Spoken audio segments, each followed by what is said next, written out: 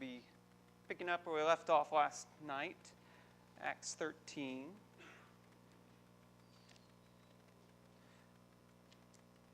So we're going over the first missionary journey of Paul. Paul has 3, maybe 4, if you think he actually got to his 4th, or whether he was murdered before he could, missionary journeys. The first one is by far the shortest. It takes about 2 years or so. He launches off from, maybe my first picture was the map. Yeah. He launches off from Antioch when he gets his call, we talked about yesterday. He goes down to Seleucia, which is a port city in Syria, and he goes over to the island of Cyprus, to Salamis, and then crosses the whole island to Paphos, Pamphos, or whatever it might be. And that's where we left off last time. What did he accomplish in that first little leg of his trip? Quite a bit happened. What does he do?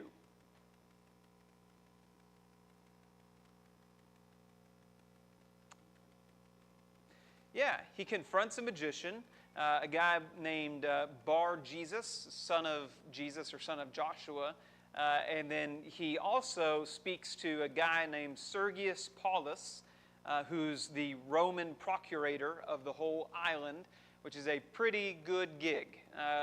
There are lots and lots of procurators, but that's a pretty serious stepping stone if you're an ambitious young Roman trying to get some political power. And so he converts this Sergius Paulus. He believes and he hears what Paul preaches, and Paul strikes this Jewish magician, false prophet, blind, and everyone's pretty much amazed by that. And then we left off talking a little bit about verse 12. He's the procurator, or proconsul rather, is astonished, but he's not astonished by the miracle as much as he is by the teaching. And I think that's a really interesting thing.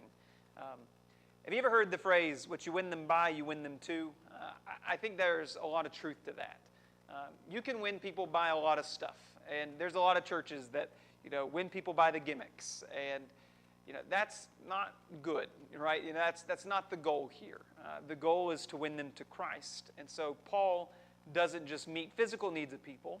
You could do that if you have these miraculous abilities. But he wins them to Jesus, and by teaching Jesus. And so I think that's a really significant note. And so even though this huge miracle has been done right in front of him, it's not the miracle that impresses Sergius. It's the teaching that impresses him. So we are going to pick up in verse 13. We have a lot to cover.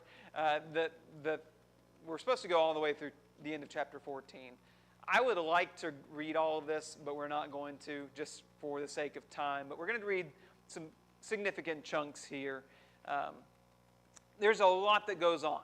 We're going to be wrapping up this whole first missionary journey today. So let's pick up verse 13 and let's read to verse 16. Now Paul and his companions set sail from Paphos and came to Perga in Pamphylia. And John left them and returned to Jerusalem. Who's John? Side note. Who is this John? Yeah, John Mark, the guy who wrote Mark. And he's related to Barnabas, right? This is going to be a big point of contention later on between Paul and Barnabas. They're actually going to split ways. And some people see that as a good thing. I don't think it is. But this is going to be a big point of contention here. So John Mark goes back, verse 14. But they went on to Perga and came to Antioch in Pisidia. And on the Sabbath day, they went into the synagogue and sat down. After the reading from the law and the prophets, the rulers of the synagogue sent a message to them saying, "Brothers, if you have any word of encouragement for the people, say it." So Paul stood up and motioning with his hand said, "Men of Israel, and you who fear God, listen."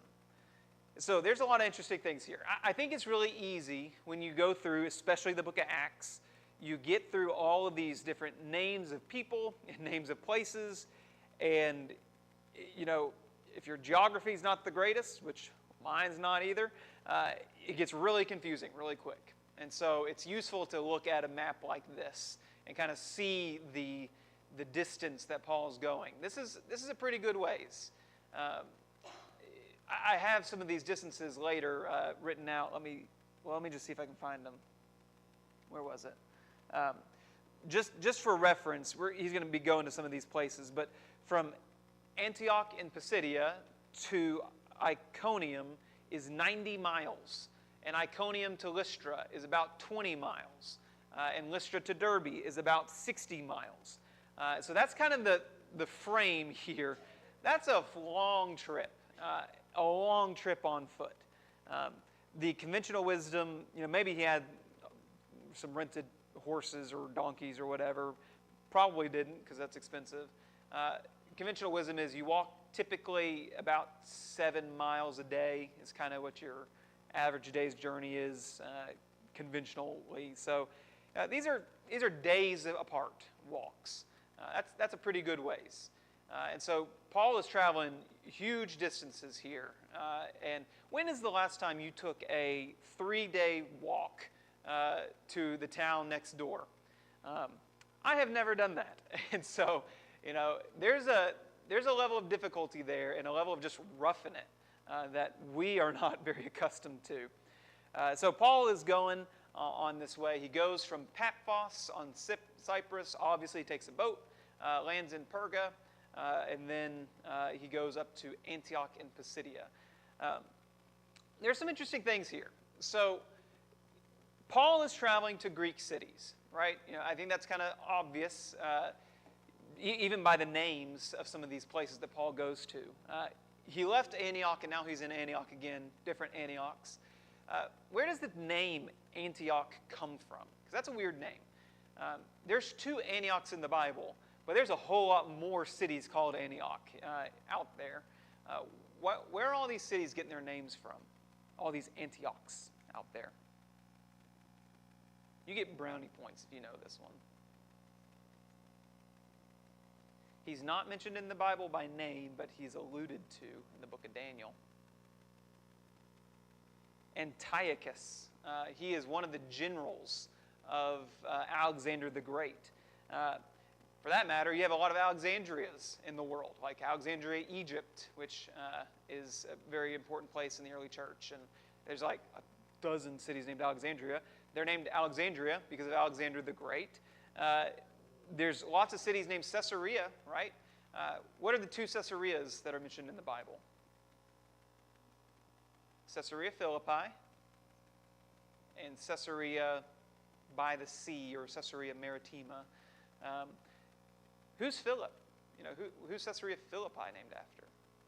Philip is the father of Alexander. Who is Caesarea named after? Caesar, right? There's a bunch of Caesars. So anyway, all of these are Greek cities, even though they might be in places that are not necessarily Greek places, like Israel. They're Greek cities because the Greeks have conquered the world. Alexander the Great conquers everything, and then it gets split up between his generals, and then Rome sweeps in, and Rome conquers everything. And so these are really pagan, very Gentile cities. So why are there synagogues in these Gentile cities? Have you ever thought about that? Because in every single place that Paul goes to, just about, there's not a synagogue famously in Philippi, but there's a synagogue in almost all of these places that Paul goes to. Why are there Jews here?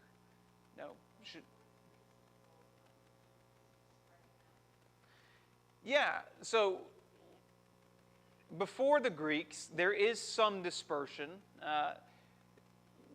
When would that have occurred? Yeah, you got captivities that happen, right? You got the Assyrian Empire comes in, they conquer people, and then they haul them all off to various corners of the world. Then a really big one with Nebuchadnezzar and the Babylonians.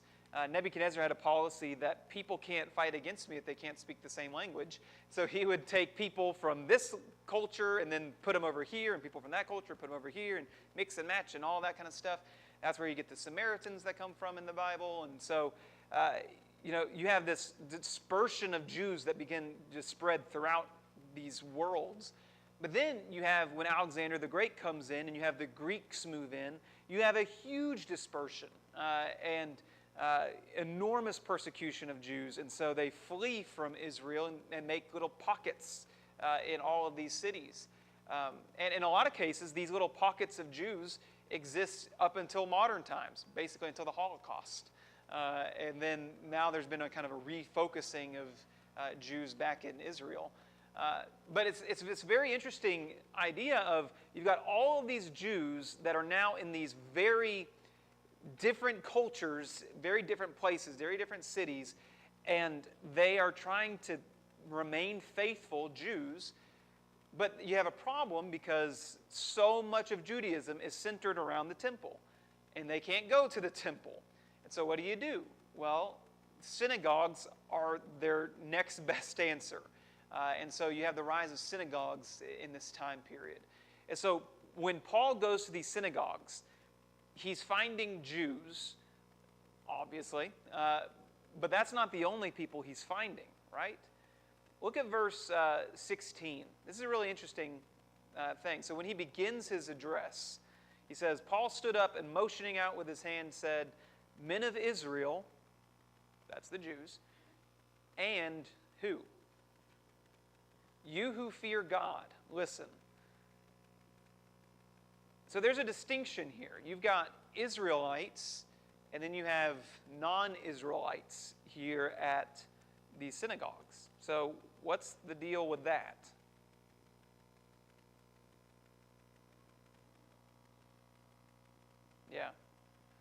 Yeah, you have Gentiles here that are worshiping God alongside the Jews. That's a strange thing, right? There's a really interesting, where is it? Yeah, this is a really interesting stone. So I like rocks. This is found in a city called, where is it? I wrote it down. Aphrodisias, which is like 10 miles away from Ephesus, over that way. This is after Paul's time. This was written probably about 300 AD. But what you have here is a really interesting list. This was probably a door frame in a synagogue in Aphrodisias. And what you have here are three main sections. And you can kind of see one of those section divides in that picture on the right. And that's zoomed in on the left. But you have basically a whole bunch of names. And what this says is there's 120 donors that donated to build this synagogue. And they're listed in three different categories. You have Jews, which you would expect would help build a synagogue. You have proselytes, which you would also expect would help build a synagogue. What is a proselyte? Yeah, it's a Gentile convert to Judaism. And so it's a Gentile that, somebody who was born a Greek or a Roman or whatever it might be. And then throughout their life, they have converted to Judaism and now hold themselves under the law. So you have a section of those. It's pretty short. There's not a lot of proselytes. And then you have a whole section, a big section, dedicated to God-fearers, or theosebios is the term that's used in Greek. And that's really interesting because there's a lot of Greeks or a lot of Gentiles that are interested in worshiping alongside of the Jews but don't want to become proselytes. Why might that be? And so when Paul goes to the synagogue, he's finding Jews, and proselytes would be lumped into Jews because they are now Jewish. But he also finds God-fearers. Why would you be a God-fearer and not be a proselyte?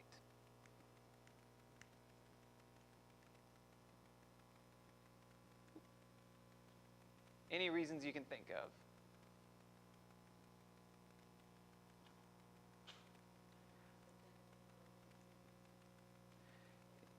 Yeah, there were maybe aspects of Judaism that they didn't want to convert to. Circumcision is the primary one, right? And so this is like well documented, that there are a lot of Gentiles that were interested in the Jewish religion, and they saw the truth of the Jewish religion, but they didn't want to submit themselves fully to being Jews. And typically, you have a lot more women proselytes than you do male proselytes. And that's the reason. And so when Paul finds these synagogues, almost always he talks to Jews and he's talking to Gentiles in the synagogue itself. And almost always these synagogues, he's going to have problems from the Jews, but the Gentiles that are there in the synagogue are going to be very receptive. Why might that be? You're telling me I can have full status and I don't have to go do all that stuff? Yeah, I'm on board with that. And so you're going to see it here, and you're going to see it in almost every instance where Paul goes to these synagogues, that the Gentiles are very excited by what Paul is saying. Paul is saying that you can be a co-heir with Christ. You can be, a child of God. You can have all those privileges that once belonged exclusively to Israel. Now they're being extended to you. They're excited by that. And you're saying that I can have all of that and not have to submit under the law. The Jews are going to be more hesitant. They're going to say, well, it's not fair that they don't have to submit to the law. There's going to be lots of issues that go on. But anyway, Paul goes to the synagogue, and very often in the book of Acts, you're going to have it say something along the lines of, Paul preached in the synagogue. Here you get kind of a fleshed out instance of what he might say. Probably he had some standard things that he would say. So let's go and read some of this, because I think this is probably his standard, first time at the synagogue sermon. So Paul says, pick up second half of verse 16. Men of Israel, and you who fear God, listen. The God of this people, Israel, chose our fathers and made the people great during the stay in the land of Egypt. And with uplifted arms, he led them out of it. And for about 40 years, he put up with them in the wilderness. And after destroying 7 nations in the land of Canaan, he gave them their land as an inheritance. And then he goes on. He talks about, David, and he talks about, Jesse. And then he starts talking about John the Baptist as kind of the successor to these guys. They pick up around verse, did I put it in the PowerPoint? No. Pick up around verse 26. Brothers and sons of the family of Abraham, and those among you who fear God, to us has been sent the message of this salvation. For those who live in Jerusalem and their rulers, because they did not recognize him, nor understand the utterances of the prophecies which were read every Sabbath, fulfilled them by condemning him. And though they found in him no guilt worthy of death, they asked Pilate to have him executed.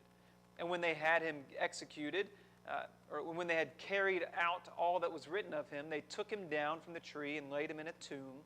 But God raised him from the dead, and for many days he appeared to those who had come up with him from Galilee to Jerusalem, who are now his witnesses to the people.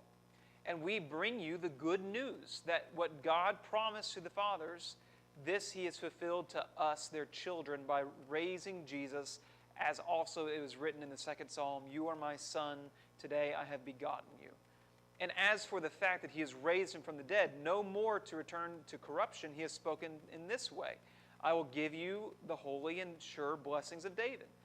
Therefore he says also in another psalm, you will not let your Holy One see corruption.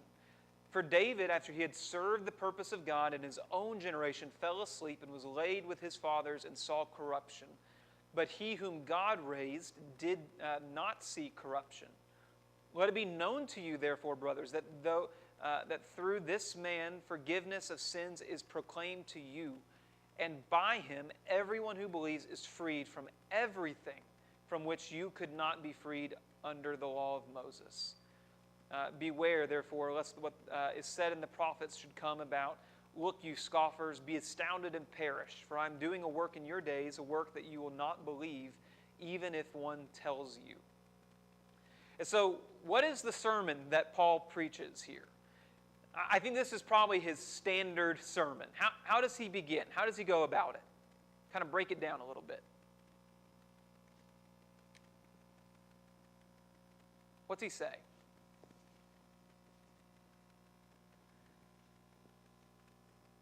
One, he establishes some common ground, right? He says, listen, I know the Old Testament just like you know the Old Testament. And all of those Old Testament things, they're true. Moses was true. David was true. John the Baptist is a prophet. They probably had heard about him. John was pretty famous, and John was right. And all of them have been pointing to Jesus. And people have missed him. They've heard the prophecies. They've been reading the Old Testament, but they missed him, and they killed him. And in so doing, they have unknowingly participated in those very prophecies. And they have brought to fruition God's plan. And Jesus is that plan. He is going to be a Savior. He's a Redeemer. He's the one that all of this has been looking to. And so I think it's really interesting. Paul preaches Jesus not from the New Testament, which is how we typically do it, right? Because that's what the New Testament is all about. But Paul preaches Jesus from the Old Testament, and especially the Psalms. How many of us could make a good, strong case for Jesus exclusively from the Old Testament, right? That's what Paul does. I think probably we don't know our Old Testaments like we should. But these are people that eat, breathe, and live the Old Testament. And so he says, listen, Jesus is the fulfillment. He's the one you've been waiting for. And so how do people respond? Pick up verse 42. And they went out, and the people begged that these things might be told them the next Sabbath. And after the meeting of the synagogue broke up, many of the Jews and devout converts to Judaism followed Paul and Barnabas, who, as they spoke with them, urged them to continue in the grace of God. The next Sabbath, almost the whole city gathered to hear the word of the Lord. And when the Jews saw the crowds, they were filled with jealousy and began to contradict what was spoken by Paul, reviling him. And Paul and Barnabas spoke out boldly, saying, it was necessary that the word of God be spoken first to you, since you thrust it aside and judge for yourselves unworthy of eternal life. Behold, we're turning to the Gentiles. For so the Lord has commanded us, saying, I have made you a light for the Gentiles, that you may bring salvation to the ends of the earth. And when the Gentiles heard this, they began rejoicing and glorifying the word of the Lord. And as many as were appointed to eternal life believed. And the word of the Lord was spread throughout the whole region. And so how do people respond here? One, you have some that are honest and some that are hostile.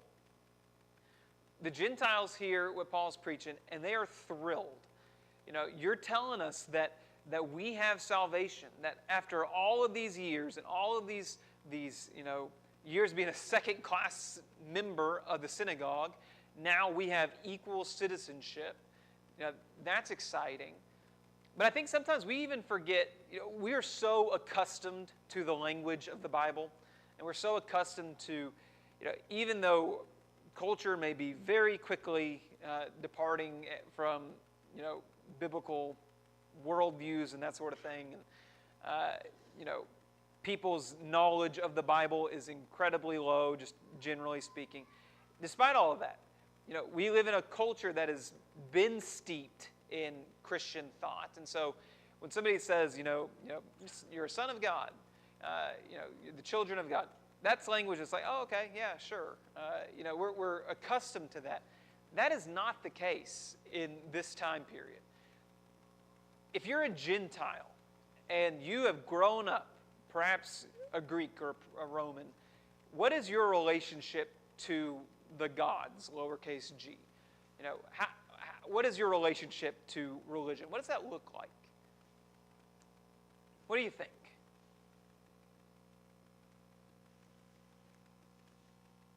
Do the gods care for people? No.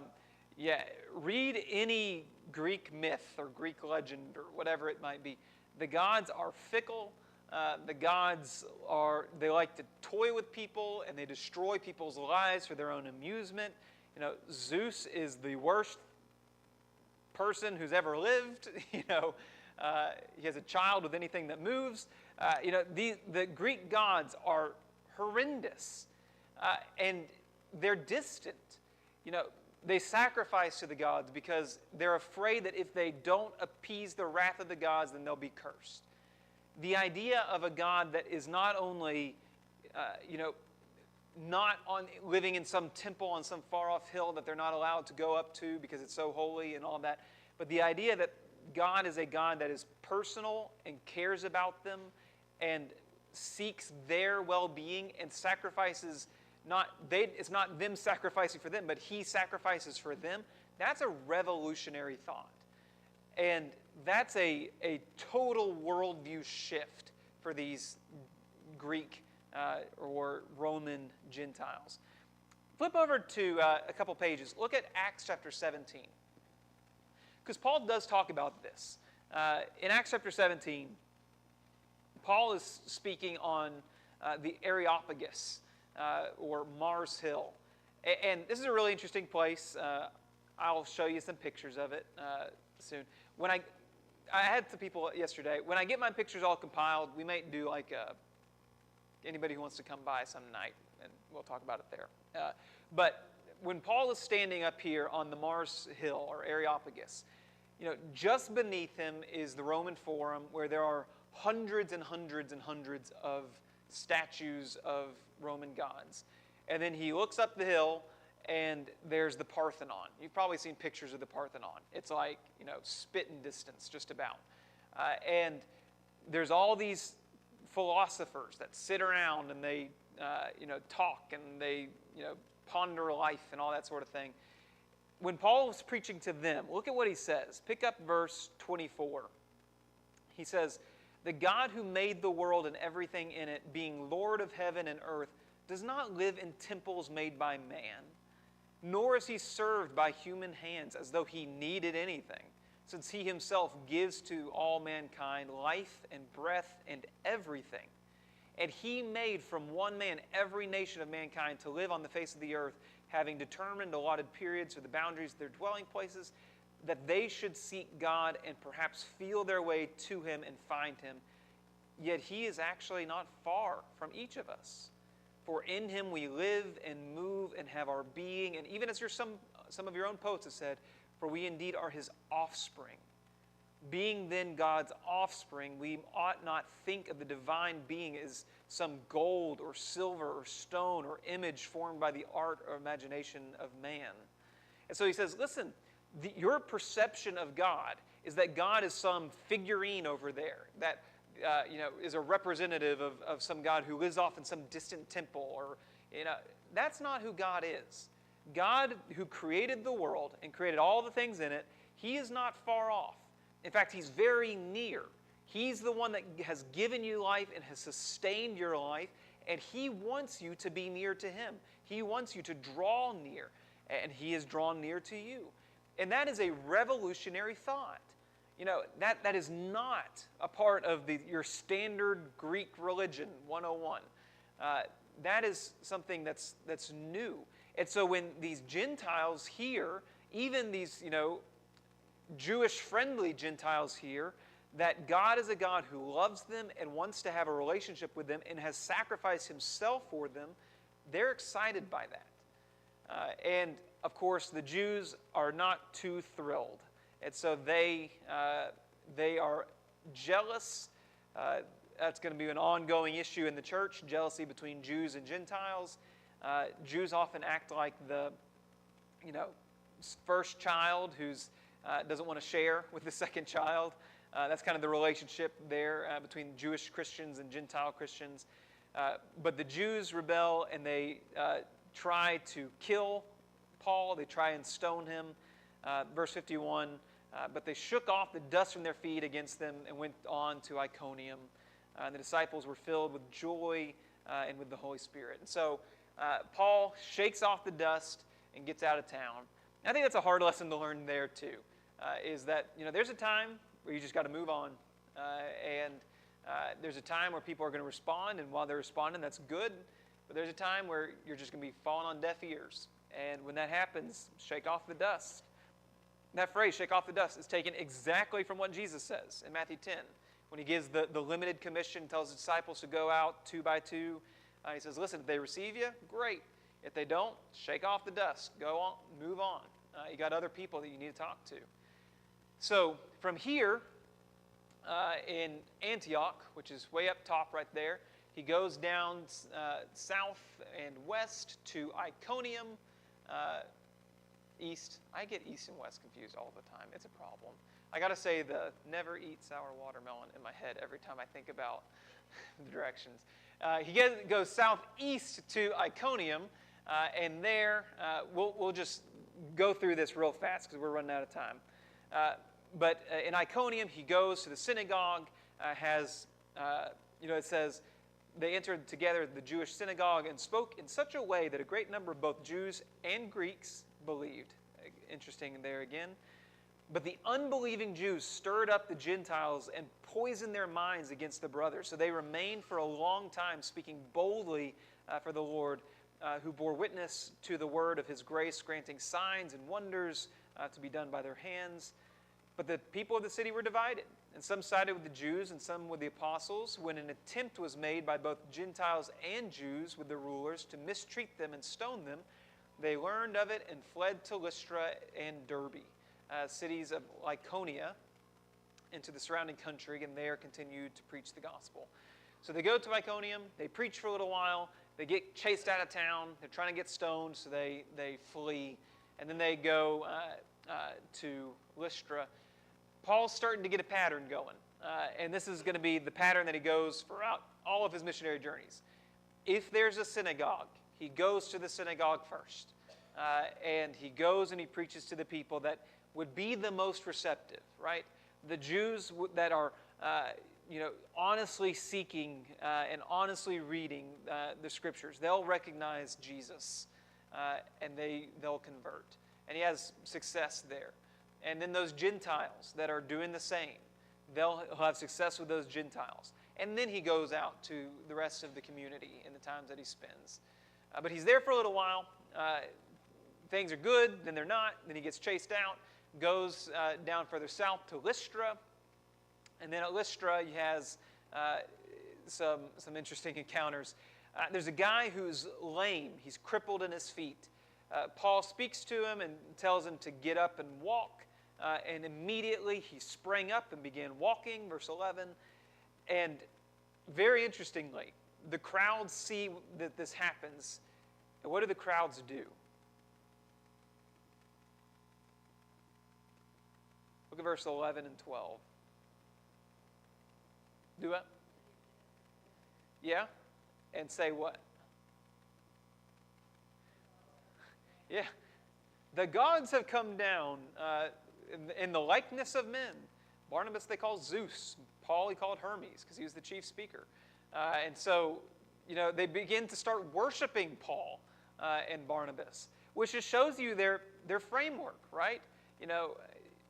The gods need to be worshipped immediately. They need to be accommodated, or else they're going to, cause some problems. So Hermes is kind of the messenger god, and so they associate that with Paul because Paul is the one that's doing most of the talking, and Barnabas is probably, kind of quiet in the back, and so he must be the one that's in charge here. And so, what do Paul and Barnabas do? Say, oh, cool.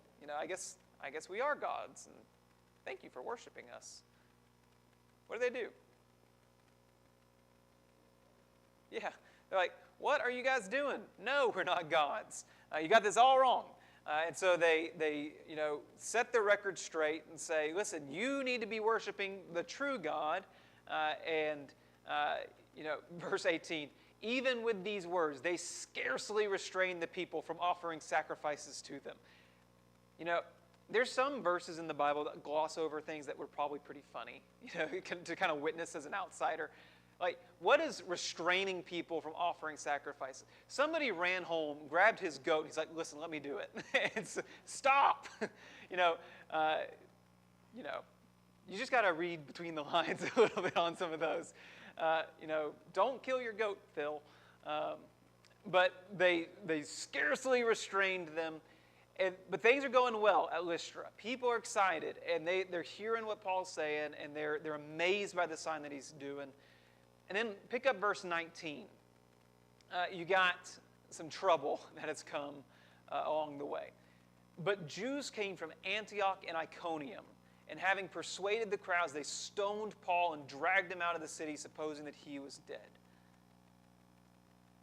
That's interesting. What's so notable about verse 19?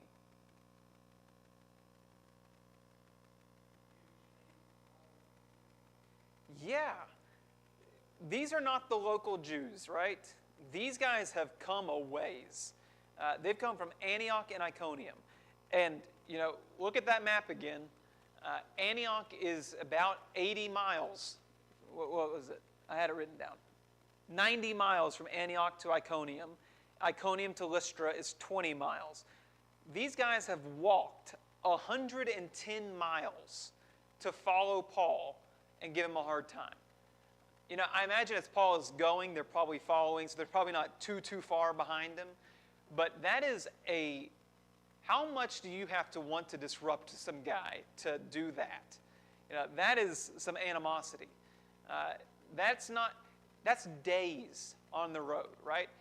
Imagine you're one of these Jews and you're like, honey, I'll be home later. It's like, when you coming home? It's like, well, it might be like 3 weeks. So I've got this guy that I want to chase and stone to death. It's like, okay, well, dinner will be ready when you get home. That's some dedication. They've gone 110 miles to follow Paul, probably on foot, or at least a lot of them were, and stone him to death. And that's exactly what they do. They drag him outside the city, and they throw rocks at him until they think he's dead. Stoning itself, that is a bad way to go. That is a very violent type way to kill somebody. There's a lot of things in ancient world that are hard to even kind of comprehend what it would be like just from a sensory standpoint. Like, you can't imagine what a battlefield would have been like, right? There's sights and there's sounds and there's smells that would be horrible. And stoning somebody is one of those things that there would be sights and sounds and smells that you would be traumatizing. And they take Paul outside the city and they throw rocks at him until they think he's dead. Paul's got some broken bones, right? When do you stop stoning somebody? Probably when they stop moving, right? Or when there's a lot of blood or whatever it might be. They think he's dead. And so Paul is in bad shape. And then you pick up verse 21 here. Verse 20, 21. But when the disciples gathered around him, he rose up and entered into the city. The next day he went on with Barnabas to Derbe. The next day, when they had preached the gospel into that city, they had made many disciples.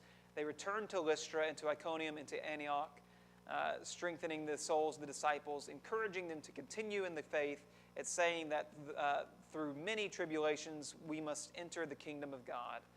And when they had appointed elders for them in every church, with prayer and fasting, they committed themselves to the Lord in whom they had believed. So, the next day, I imagine Paul had some broken ribs, right? Imagine he had some pretty serious bruising.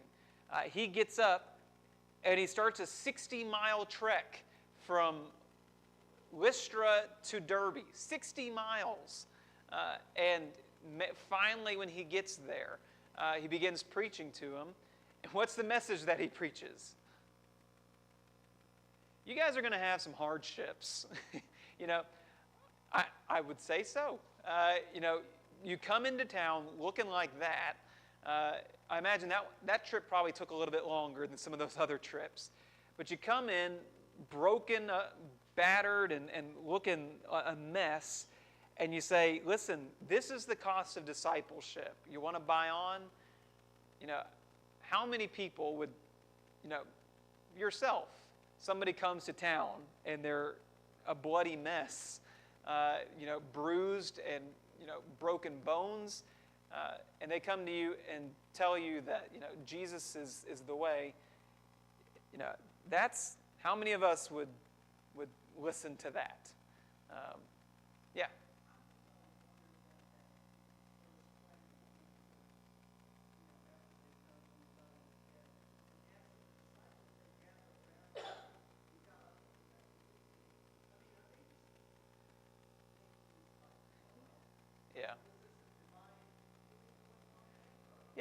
Maybe, I don't know.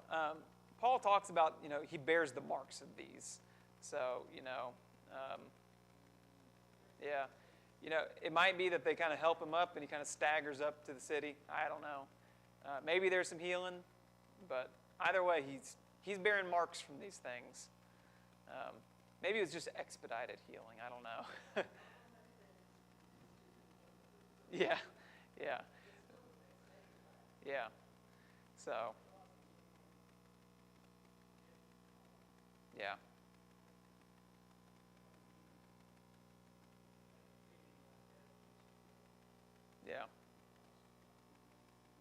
Yeah. But then Paul goes, and he's in Derby for a little while, and then he goes back kind of the way he came, strengthening the churches. How does he strengthen these churches?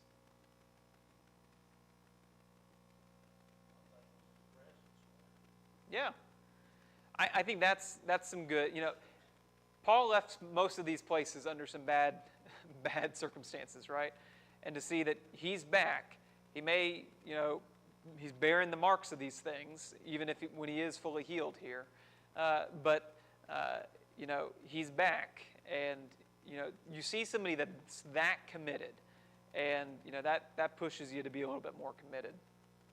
How else is he strengthening these churches? Yeah. Letting them know that they're not alone. And, there's others out here that are going through the same things that they are. One thing in particular here. Look at verse 23. What's he do? Yeah. He appoints elders in these churches. And so he gives them leaders. And so that would be something that would be really hard, and still is hard, when you have church plants and new churches that are cropping up, is, appointing elders.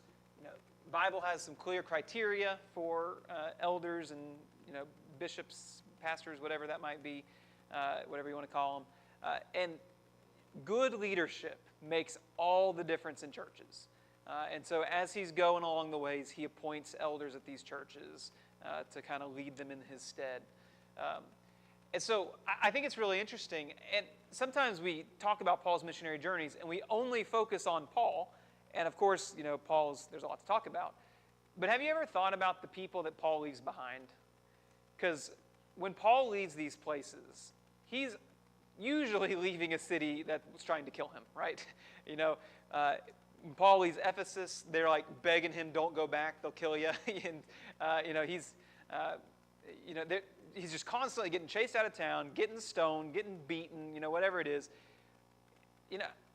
What is it like? Paul is here. Paul builds this church. You're excited. You've learned all this stuff.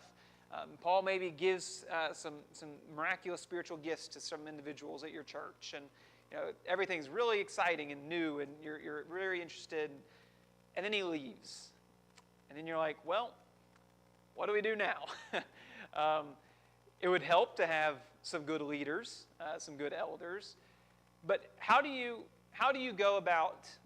Paul was stoned today, and you're a Christian here at Lystra, and Paul just got stoned, and now what am I doing tomorrow?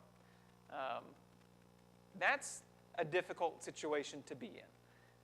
And I think sometimes we focus so much on Paul. Paul had the blessing, so to speak, of being able to move on. He goes town to town, and that's his mission. One thing about Paul is he knows what his job is, and he knows what his job is not. His job is planting churches, and he gives others the responsibility to go and do a lot of that follow-up work, right? That's why he sends Timothy out and Silas out and Apollos Waters and that kind of thing. And he writes letters when he needs to write letters to address issues at some of these churches. But Paul is primarily the planter. That's his job. And we need Pauls, and that's a good thing. But we also need people that need to stay and work with the church and work with their communities. And that's a job that I think is often underlooked because it's not as glamorous. And so when Paul is leaving these churches behind, he's leaving Christians with a difficult situation often. and they do very often a really good job in it. You read the 7 letters in the churches of Asia that in Revelation. They've got problems. Every church is going to have problems. But for just about every one of them, there's good things that have been going on still. And those churches have grown, and those churches are still winning some. And historically, these churches thrived for some time. And so Paul then goes and he makes his way back home, goes through Pisidia, Pamphylia, hitches a boat, and goes all the way back to Antioch in Syria, which is kind of his home base. And I'll show you kind of that map again. So he goes from all the way back, retraces his steps, and then hitches a boat, avoids Cyprus, and goes back to Antioch, where he's going to be sent out on mission trip number 2. Any thoughts or questions about any of this? What stands out? We got just a minute.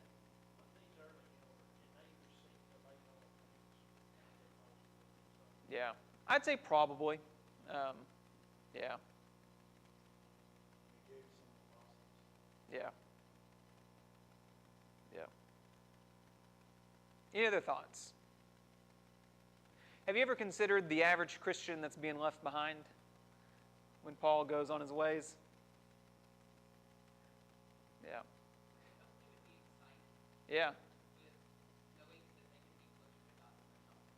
Yeah. Yeah.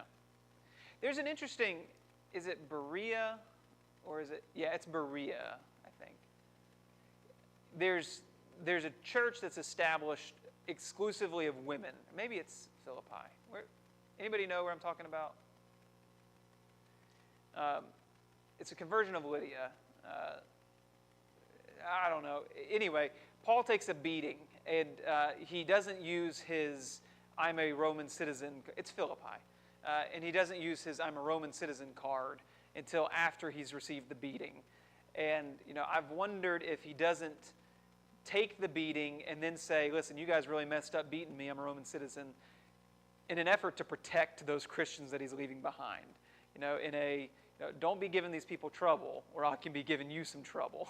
And so lots of interesting things that happen behind the scenes here. And a lot of interesting stuff in Acts. Any other thoughts, questions? All right. Tomorrow, VBS every day is a week. Tomorrow, Ray is going to come and speak to us about Paul. So, all right. Go get your cookies, people.